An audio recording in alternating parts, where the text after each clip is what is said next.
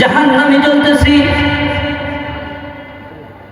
তাহলে একটু চিৎকার দিয়ে বলবেন জাহান্নামে যাওয়ার 1 নম্বর কারণ কি? সকলে বলেন নামাজ না পড়া। নামাজ না পড়া। মাইকের আওয়াজ যতদূর পর্যন্ত যায় সকলেই একটু খেয়াল করে শুনবেন, নামাজ না পড়লে জাহান্নামে চলে যেতে হবে। কারণ আল্লাহ রাব্বুল আলামিন বনি আদমের উপর বনি আদমের উপর কিছু কিছু ইবাদত বাধ্যতামূলক করছেন। তার মধ্যে একটা বাধ্যতামূলক ইবাদত হলো নামাজ। ঠিক কিনা বলেন? এই উম্মতের উপর কয় ওয়াক্ত নামাজ দিছে বলেন? 5 ওয়াক্ত নাকি শুধু জুমার দিন? জোরে বলেন। জুমার দিন নামাজ পড়লেই কি 5 ওয়াক্ত হয়ে যাবে?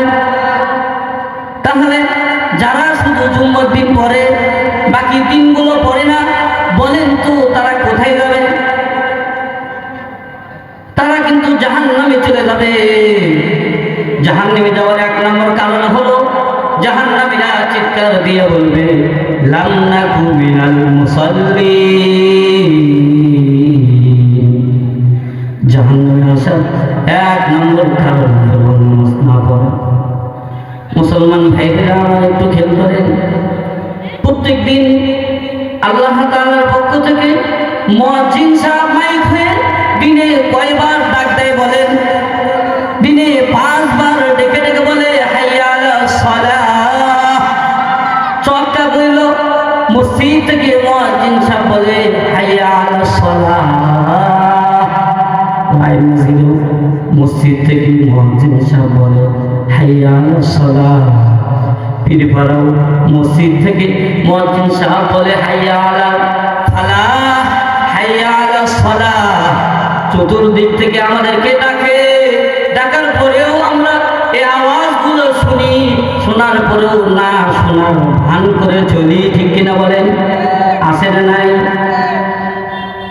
চতুর্দিক থেকে মুয়াজ্জিন সাহেবরা আমাদেরকে ডাকে, আল্লাহ তাআলার পক্ষ থেকে মাইক হয়ে ডাকে।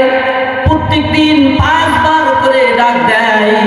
দুনিয়ার সব কাজ আমরা 100 বুঝি, কিন্তু আল্লাহ তাআলার পক্ষ থেকে দিনে 5 বার করে আমাদেরকে ডাকা হইতেছে। আমরা আল্লাহ তাআলার ডাকে সাড়া দিতেছি না। যেই বান্দারা আল্লাহর ডাকে সাড়া দিয়ে আল্লাহ তাআলার কুদরতি পায়ে সিজদা দিয়া আল্লাহ তাআলাকে যখন ডেকে ডেকে বলে সুবহানা রাব্বিয়াল আলা, আল্লাহ তুমি বড়, আল্লাহ তুমি মহা পবিত্র, আল্লাহ তাআলাকে যখন রব বলে ডাক দেয় আল্লাহ রাব্বুল আলামিন খুশি হয়ে যায়। আল্লাহ তাআলা খুশি হইয়া ফেরেশতাদেরকে ডেকে ডেকে বলে ও ফেরেশতারা দেখো দেখো, তোমরাই তো আমার এই বান্দাদেরকে বানাইতে নিষেধ করেছিলে। দেখো আজকে আমার বান্দা দুনিয়ার সব কাম ফালাইয়া আমি আল্লাহ তাআলার কুদরতি পায়ে সিজদা দিয়ে আমাকে রব বলে ডাকতেছে। নিজের আপদ মস্তক সব কিছু আমার কুদরতি পায়ে লুটে দিয়ে যখন সুবহান রাব্বিয়াল